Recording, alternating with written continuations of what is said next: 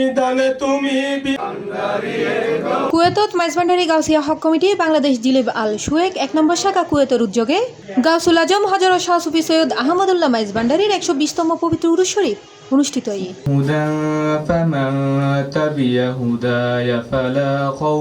10 March জানুয়ারি 30 তারিখ শুক্রবার সংগঠনের সভাপতি এম নিজামুদ্দিনের সভাপতিত্বে সহসভাপতি মোহাম্মদ ইসমাইল হোসেনের সঞ্চালনায় অনুষ্ঠানের শুরুতে কোরআন তেলাওয়াত করে হাফেজ মোহাম্মদ আইমন এবং মাওলানা ইব্রাহিম আল কাদেরীর নাতে রাসূল ও শাহনে মাইজভান্ডারি পাঠ করে সাংগঠনিক সম্পাদক সাইফুদ্দিন হাসান। উরুসের প্রধান অতিথি হিসেবে উপস্থিত আছেন সংগঠনের সম্মানিত উপদেষ্টা মাওলানা সুলাইমান। প্রধান বক্তা হিসেবে উপস্থিত আছেন হুসাইন আল কাদেরী। যারা আমাদের আত্মীয় স্বজন মা বাবা কবরবাসী হয়েছেন ওনাদেরকে যেন মহান রব্বুল আলামিন জান্নাতের উচ্চ মাকাম যেন দান করেন।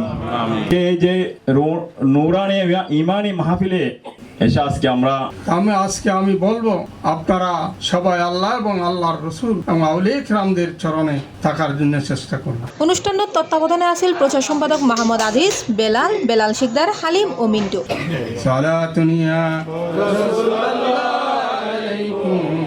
পরিশেষে মিলাদ কিয়াম দেশ ও জাতির মঙ্গল কামনা করি সংগঠনের সভাপতি মুনাজাত পরিচালনা ও তবারক বিতরণের মাধ্যমে উরুসুর সমাপ্তি ঘোষণা করা হয়।